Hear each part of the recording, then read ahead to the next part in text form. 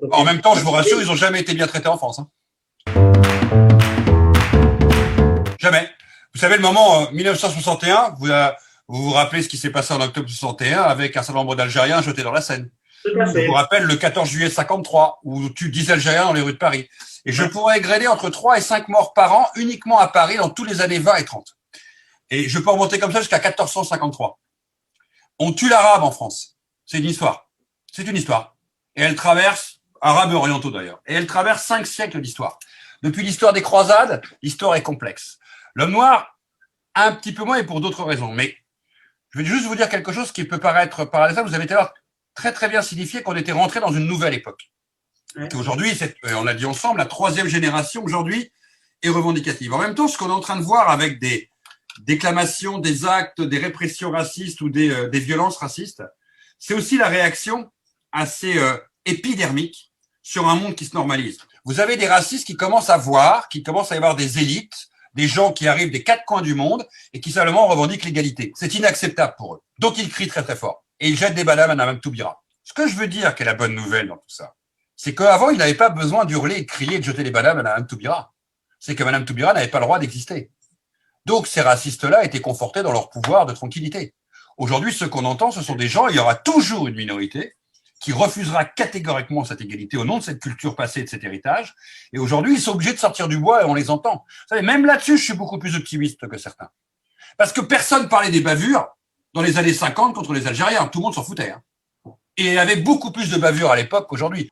C'est-à-dire que être noir ou arabe dans les années 50, 60, 70, 80, les Noirs et les Arabes savaient très très bien ce qu'ils vivaient. Hein. Ils savaient très très bien ce que voulait dire le mot bavure, qui vient d'ailleurs de la BAV, qui était la brigade anti-violence créée par Papon à Paris pour surveiller les Arabes. Ça vous va? Ils la connaissaient leur histoire. Sauf que personne n'en parlait. Ça n'intéressait personne. Un Arabe tué, ça n'intéressait personne. Un Noir qui était agressé, tout le monde s'en foutait. Aujourd'hui, c'est plus le cas. Et donc, des deux côtés, le bruit existe, le débat existe. Bien sûr que c'est très compliqué de sortir, de vous rendre compte, on vient de parler ensemble là, de 50 ans, 60 ans, 70 ans, un siècle, voire un peu plus de culture, de violence, de manière de penser le monde. Nous devons apprendre à, quelque part, à décoloniser nos imaginaires, à changer la manière dont on regarde l'autre, y compris les policiers. Vous savez, quand des fois je raconte à des policiers que je rencontre l'histoire, par exemple, de notre police en France, parce qu'ils ont très peu de cours d'histoire sur la police, je vous rappelle qu'on est quand même un des rares pays au monde à avoir une police des Noirs, créée en 1777 par la monarchie. Une police des Noirs. On est le seul pays au monde à avoir une police des Arabes. C'est quoi une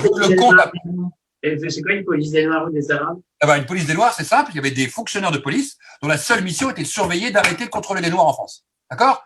1777, ancien régime, utilisé par Napoléon Bonaparte pour recenser les Noirs de France, qui vont tous être parqués dans les ports français parce que Bonaparte rêvait de les expulser à Saint-Domingue. Mais il va perdre Haïti. Nous avons une police des Arabes installée rue Lecomte dans le 16e arrondissement de Paris à partir de 1926, dont la seule mission sera de contrôler, de surveiller les Maghrébins de France dangereux. Et on aura une police des Juifs sous Vichy. Oui, notre police doit faire son histoire. Bien sûr, comme les magistrats, ils doivent faire leur histoire. Parce que sous la guerre d'Algérie, la guerre du Cambodge, la guerre du Vietnam, la guerre du Cameroun, les magistrats français ont besoin de se questionner sur la manière dont la justice républicaine a été rendue. Mais ce travail-là, tant qu'il n'est pas fait, vous ne pouvez pas espérer qu'un corps d'État soit meilleur que l'État. Si l'État ne fait pas ce travail pour lui-même.